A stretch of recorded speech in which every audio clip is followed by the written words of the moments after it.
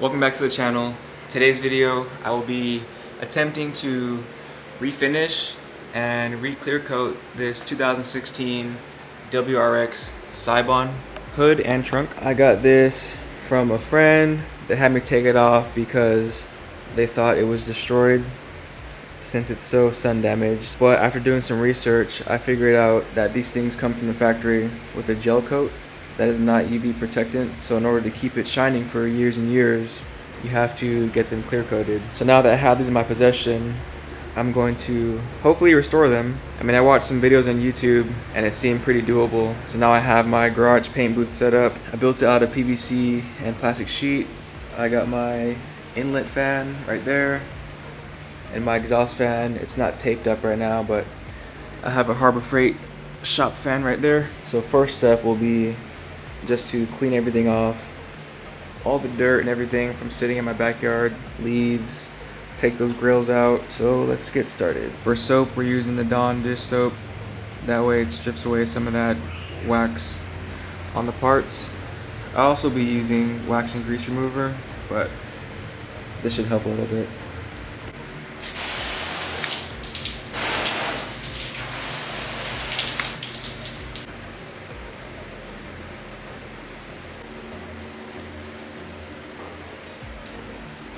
Now that everything has been washed and rinsed off, you can see that these parts have a really nice gloss when they're wet, which means that when it's clear coated, it should be just as wet. So I should be able to get away with a, look at that gloss, just with some tap water.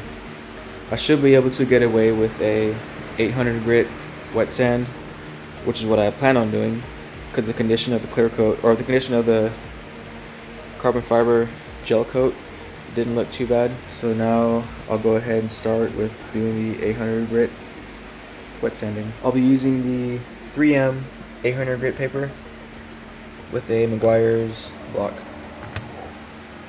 Before I start sanding though, I'm going to take off these grills, just some little tabs that fold open. That way I'm not clear coating all these little metal grills. It didn't take entirely too long, but wet sanding is done. It's kind of silly that I wore my mask, but it's just good practice. When you're doing sanding, body work, just wear that mask that is made for sanding body work, not your fumes mask. I don't know much, but I'm like a little apprentice right now, doing body and paint, so I'm learning stuff from the guy who's teaching me. After the wet sand and a little rinse off, everything's looking pretty good. There's a little bit of soap on this edge right here still. But before sanding it, this thing would dry up and just be looking super crusty. So all the pieces are looking pretty nice and wet, just after the wet sand. So hopefully we can retain the same wet look after getting the new clear coat applied. Looking pretty good though. I'm gonna dry everything off and then hit it with the wax and grease remover and then a tack rag, and I suppose I'll start mixing clear after that. When I do all of my paint work, I take notes. This page is kind of messed up because my hands were wet, but I always take notes. I've only got a few jobs done so far, but that way I can come back and see what I did wrong, see what worked, what didn't work. This is a nice way to make sure that I keep getting better rather than keep doing bad work. Everything has been hit with wax and grease remover now using this Shopline JX101. And I realized that I sprayed way too much. I didn't know how much coverage that stuff gets. I had to wipe everything off, and I wiped it down again, and I'm gonna do another wipe down, and then I'll blow it off to make sure that there's no liquids left. And then I'll do a tack rag wipe down and start mixing the clear. You see a really beautiful sunset past the plastic sheeting. Everything has now been wiped down by these Detro tack cloth, looking nice and dry. I gave all the parts a blow with the compressor just to make sure there's no water droplets hanging out somewhere where they shouldn't be. And everything looks pretty dry, so I'm gonna start mixing up the clear coat. The clear coat that I'm using is the Shopline JC60, and I'm using the Shopline JH64 hardener, and I'll be mixing according to what the instructions say on this data sheet. Before I get the clear mixed up, it's time to clean this gun. I always clean it before using it and between switching products, like switching from a clear or base, primer, sealer, whatever. It looks super dirty, but it's clean, trust me. And I'm still using the Harbor Freight purple guns because I'm a novice and I don't really deserve to use the nice stuff yet. And I have a small compressor, so I don't think a nice gun can really keep up with, or the compressor can keep up with a nice gun. The cleaner I'm using is the Shopline JT571 general purpose solvent. Now we have the clear components together, and that is a Shopline JC60 universal clear coat with the JH64 universal overall hardener. And according to the data sheets, we're using a 4:1 mix ratio. I didn't want to risk my camera while shooting this clear coat, and I could have got my GoPro, but for now I'll just show the after of laying the clear coat down. Got the gun ready to receive the clear coat now, and I'll give the panels one last blow off and start shooting after I get the exhaust fan on. Intake's already on.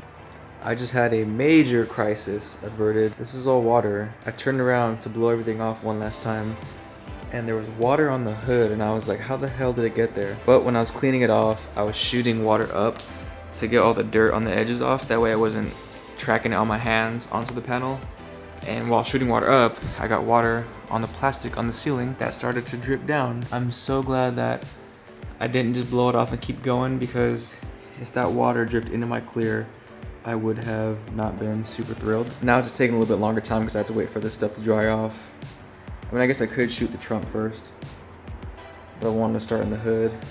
But I will have to let the hood dry off before clearing it. This is my compressor, Harbor Freight Special, 26 gallon. It's not bad. I have a little water filter on there. The Husky 3/8 hose. I think it's 100 feet.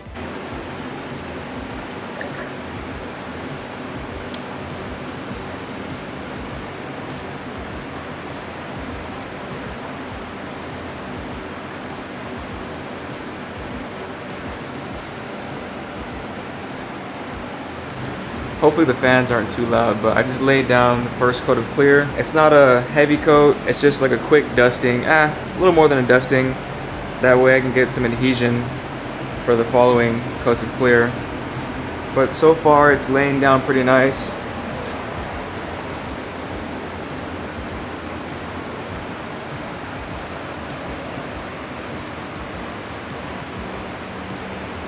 Looking pretty nice and wet. So I have a stopwatch running right now, so I can see how much time I need between coats. And I'm gonna use this little spray pad, and I'm gonna touch the spots that I sprayed to see how long before they're, you know, good enough to spray. I'm gonna do at least 15 minutes. That way it gives the clear coat some time to flatten out, because I'm in no rush and I want this clear coat to come out as flat and glossy as possible. This is how my booth looks from outside the garage. You can't really see through it, which is an okay thing, I guess. I don't know, I don't really care who sees me doing my thing in here. But yeah, I built this booth to be the exact size of my garage, with the intentions of being able to close the garage most of the way and have just the fan exposed, but I've been just using it with the garage door open, and it worked. Second coat is done and looking really nice. There's a couple of clear coat sags and runs you can see right there, but those will be pretty easy to get out once everything is all dried and cured. And speaking of drying and curing, I'm gonna run to the store so I can pick up a propane heater and hopefully get that filled up. That way I can have these things sitting pretty toasty in the garage, because the ambient temperature right now is only 46 degrees, which is super cold for painting, I think. And when I started, it was at 55 degrees. So if I can just bring that up, you know, to, I don't know, 65, 70, 70 would be ideal.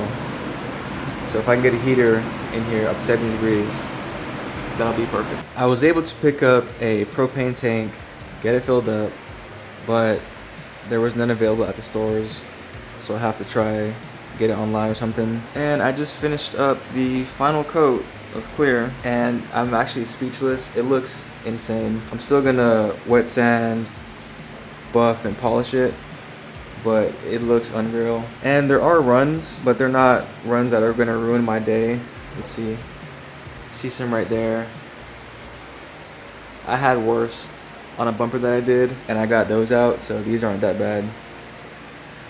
It's just really cold in here, and I thought I waited long enough. I waited 25 minutes between the first coat, 35 for the second coat, or yeah, 35 for the second coat, and then 45 minutes for the last coat, but there were still some rainy runs.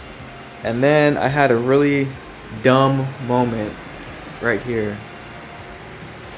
You probably can't, it probably looks like an average run, but I didn't have the freaking cup lid all the way tightened on the cup. It was like cocked. So there was a gap for clear coat to fall out. And as I was spraying over the hood like this with the cup facing down, it was bloop, bloop, bloop, blooping clear coat. And I'm like, why the hell is there big ass runs? But it was because the cup cap wasn't on all the way. But they're laying down kind of flat, so I should be able to just sand those down. But yeah, I'm very impressed with how this came out. Really nice finish. Really nice finish. You can see the mirror like reflection here.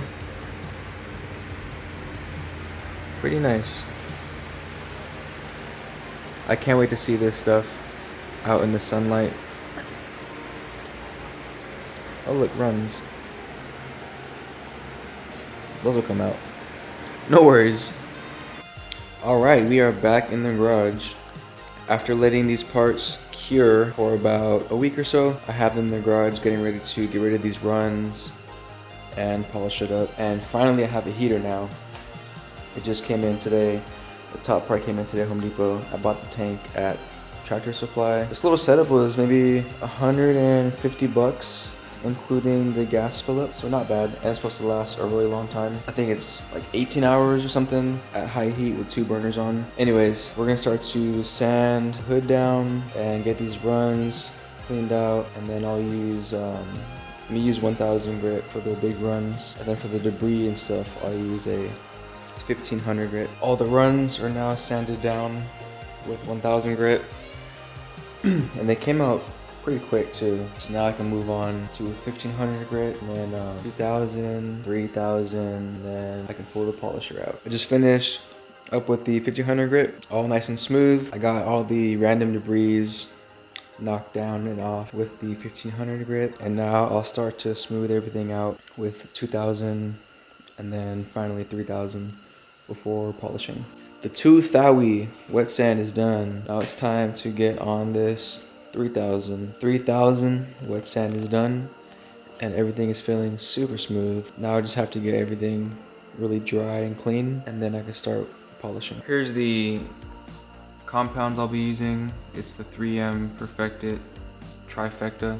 Got a 1, 2, and step 3. And I have a Porter Cable random orbit polisher. Here's the hood after using the 3M Perfected step 1 polish or compound. It is not looking too good, but hopefully the next 2 bottles really bring this thing back to life, because I'm pretty worried at this point. Now I hit it up with the 3M Perfected step 2, and it's looking better, I guess. We'll see how the step 3 does it. This is after the 3M Perfected step 3.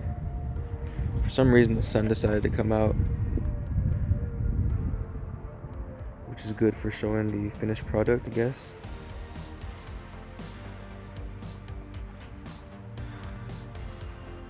Not too sure how I feel about it.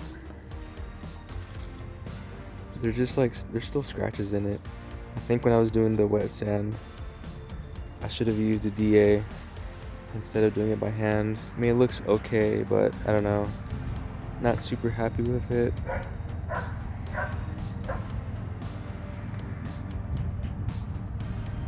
but it's pretty reflective.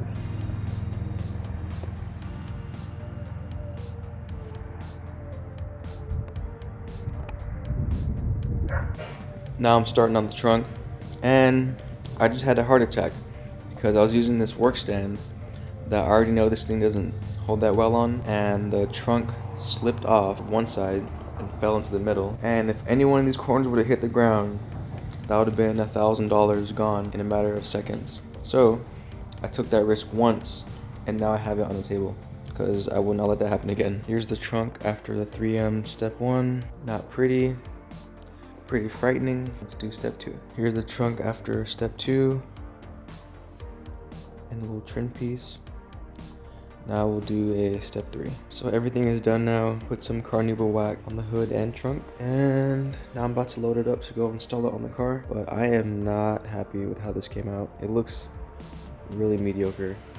A lot of scratches, a lot of runs, but this was a learning process, so next time I'll do better, I guess. I don't know. I gotta ask my guy what I did wrong and how to do better. Or if you guys have any tips or any ways to help me, let me know in the comments. I do know that using Harbor Freight stuff like the gun and compressor is really like setting me up for a certain amount of failure, but this is just really bad.